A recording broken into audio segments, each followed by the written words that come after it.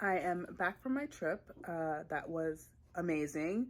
And I'm kind of like dusting off my book vlogging skills because it's been a little bit of time since I've done that. But I did want to come on and just do a fun little library vlog. So I know I want to read They Never Learn by Lane Fargo. This is a library book that needs to go back soon. So I wanted to start with this one. And then I think I'm probably going to do maybe 2 more books in this vlog. I'm going to try to make this vlog somewhat short too, because I do have a bit of editing I need to do for my other videos. So yeah, anyway, I'm going to be doing this one, and I think I'm going to try and do 2 more. I do want to also use Libby because I have some Libby holds that have just come up, and I also want to use Kindle Unlimited because in a way that's kind of like a library too. So I'm going to start with this one, and then I will take you along with me as I pick the other ones as well.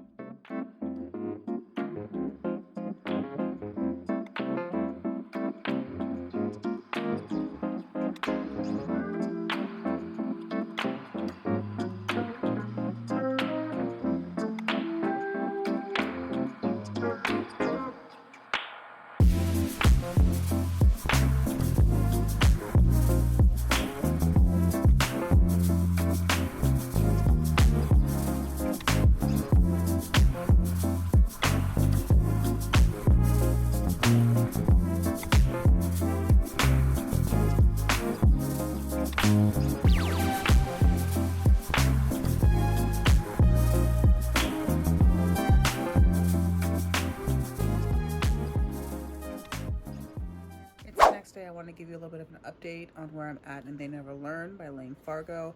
I was able to get to page 60 yesterday when I ended with you guys, and then I read a lot more last night and then into this morning and today. So I actually was able to get to chapter 38 now, which is page 184. So I read about 100 pages today. And I want to tell you before I finish this, because it's a quick read, what I think about it so far. So this book follows 2 main characters and 2 timelines, Carly and Scarlett. The book opens up with Scarlett. She is an older woman. She's a professor. I think she's probably mid-30s. She is a serial killer. She kills bad men who have done bad things. And it's not a spoiler. She's a serial killer. It's like page 2. It actually opens up to her killing a boy named Tyler who was involved in a rape. So she likes to kill them and then likes to stage them as like suicides. And it goes back between Carly and Scarlett. Carly is a young college student who is very sheltered and very shy and has been kind of trained to be quiet and keep to herself and stay out of the way because her father is abusive. She's finally free. She's in college now, so her father's not there, and she's starting to find her own. She becomes friends with this really outgoing, really beautiful, charismatic girl named Allison, who is very like opposite of her, right? She's free, she's beautiful and just really confident. And she ends up being assaulted by a boy named Bash.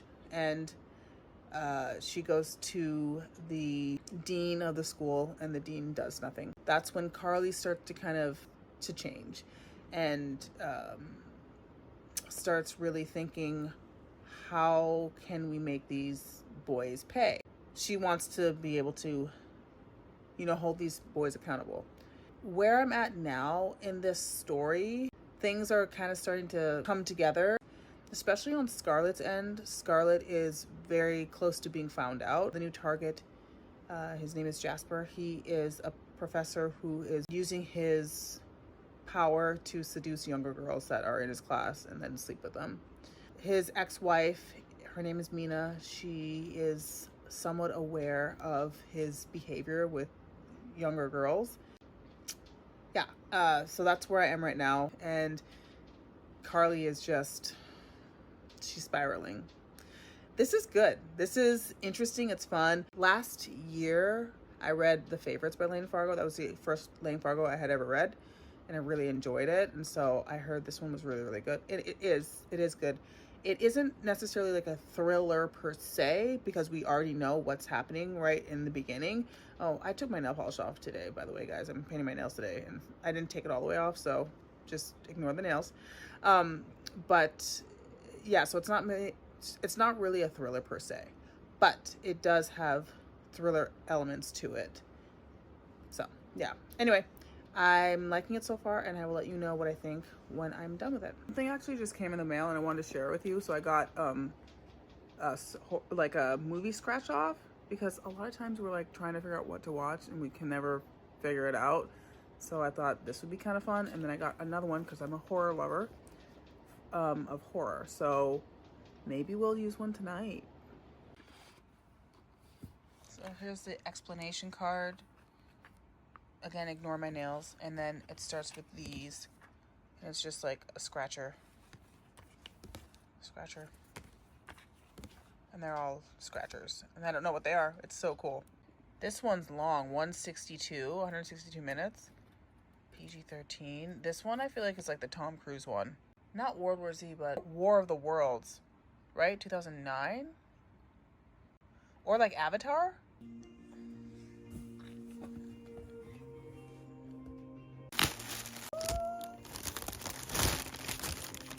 And then here's my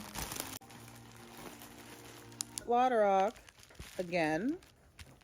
This one's the matcha. One is, no, I think this is the pistachio. Yeah, this is the Dubai one I got a while ago. This is the matcha one. It broke in half. Oh, sad. This is the Dubai one. It comes like this now. It used to be like in a bag like this, and it was a limited edition, but I think people liked it so much that they kept it, because now it looks like this in this box. So I don't know. And I got one little blonde white caramel chocolate bar, which I just got one of these recently from Trader Joe's, but it's a little bit different. But like, I do love a white chocolate blondie bar. I just tried this matcha one. It is so freaking good. It is so good. I also had to try my Florentine, which I already know I've had this one before, but this one's great too. It is 2 days later, and I wanted to just wrap up They Never Learn by Lane Fargo. Also, the chocolate that I just got, cherry on top of the day. It was a good day, and then I got my chocolate, and it's Friday, so good times. Anyway, so yeah, They Never Learn. I like this a lot. A lot of twists. Some I think were definitely like you could see them coming, but I also thought that was good. I like the way the story blended together, and like the timeline started like kind of switching up, and yeah, I don't know. I really liked the way this was told and the character development for both of them. It was just really good. And then I started reading this yesterday and into today, and I'm actually already like 55% or 60% into this. I'm pretty far into this, actually. I think I'm more than that, maybe 65%. To you about it really quickly. This book is by C.S. Quill. It's called Fastlane. It is part of the Campus Drivers series, which is also becoming a show on Prime at some point. I don't know when. Prime is having a moment, by the way. Prime is having a moment with all the shows that are coming out, and yeah, Prime is having a moment. But anyway, so this is part 1. And it follows our main characters, Lois and Lane. That's the only part of this story that it's like eye roll, because like Lois Lane. Anyway, her name is Lois. She is a college freshman who has recently been dumped. Literally the day that they go to college, she's dumped by her ex-boyfriend. I think his name is Kirk. She is really sad. She's basically followed him to school because she thinks that that's her person, like they're going to be together, right? And he dumps her. And she is found in the hallway by Lane. She's crying, she's upset, she doesn't know what to do. Lane thinks she's kind of a loser, to be honest. He is very emotionally guarded, and he's very like, I don't have feelings for anything or anybody. We'll figure out why later. But yeah, he's guarded. He just doesn't understand why somebody would be so caught up in something like that. He is part of the campus drivers, and the campus drivers is him and a few of his friends, which I'm assuming the friends are going to be in like book 2, 3, 4, like in the series. The campus drivers are like the hottest guys in school. You know, they are the cool guys, and he starts to kind of bring her into his world. The campus drivers are basically like race car drivers. Like they drive really fast around the campus. Like everybody likes them. Everyone's cool with it. I think even like the teachers are okay with it. I like where this is going. I'm at chapter 23. The characters now are really in this like emotionally heated moment, and a lot of tension is being built. They are currently friends. She is living with him. I forgot to mention that when he finds her in the hallway, he lets her live with him for the night, and then there's no housing, and then he's like, okay, you can stay here for like a week, and there's still no housing, and at this point, like now she's been living with him for like 3 months or whatever, and they are becoming friends. They're becoming, you know, fast friends, and they start kind of having feelings for each other. No one has made any declarations yet, and no one is admitting to anything yet. So, and we're at kind of like a pivotal moment in the story. I think this is really, really fun and really cute, and I can't wait to see what this looks like on Prime. The reason I picked this one for the library series was because this one I got from Libby. No, I'm sorry, I got this one from Kindle Unlimited. And Kindle Unlimited is a library in my opinion too, so that's why I wanted to do this one. This is, if you have Kindle Unlimited, it is free. We just had breakfast and I got ready for the day, and I wanted to give you just a quick little review of Fast Lane by C.S. Quill. This is new adult. It is a translated work from French. This is forced proximity, friends, well, enemies to friends, friends to lovers. This is I Hate Everybody But You, grumpy-ish sunshine, kind of. This is a college romance. I would give this a 4-star. I really enjoyed my time with this story, and I liked just how it all ended up. I am going to move on to my next and last book for this video, which is, so this is The Correspondent. This one has been getting rave reviews by a lot of people. This is a book just told in letters, I guess. But this one is from my lending library at my school, so I'm counting it as a library book. So this is The Correspondent, and I'm going to start it today.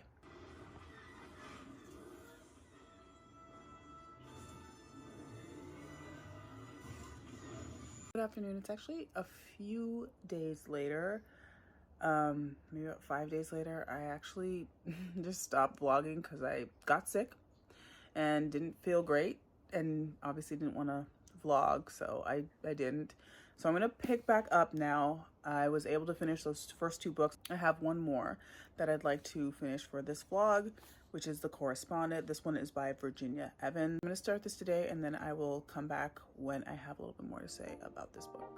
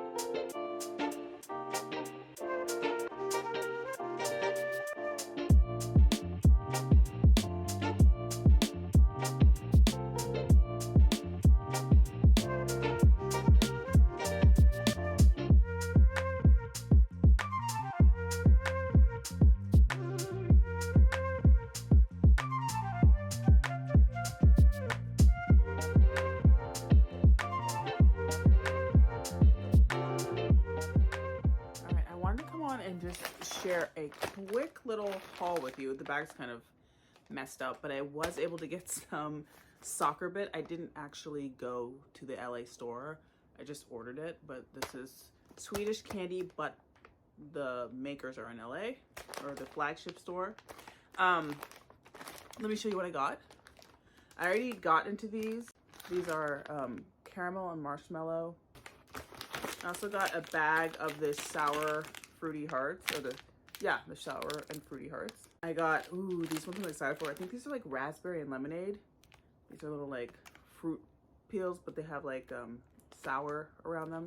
These Swedish candy skulls. I think these are raspberry also. I got these sour peach. I got sour pineapple. Sensing a theme here. These gummy licorice and cola candy. This one is rhubarb and lemon. And they have like a little thing inside, the lemon. This one is tutti frutti, sweet gummies. I did get these. These are the raspberry lips. Like that. I opened these. I thought you might want to see me trying them, or some of them. So I opened these. These are raspberry. They're really, really good. They look like this. They look like a little mushroom. They're so cute, like a baby bell mushroom.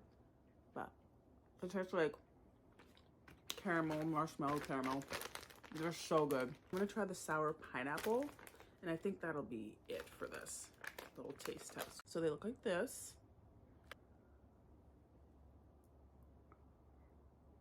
Oh my god. You gotta chew.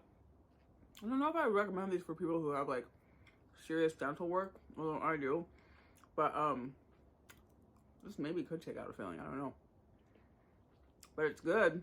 It's really good. Okay, I think I'm gonna do the skulls because we did sweet, sweet, sour. So I'll do one more sour. This. Oh, can you see? Okay, and then this is the back.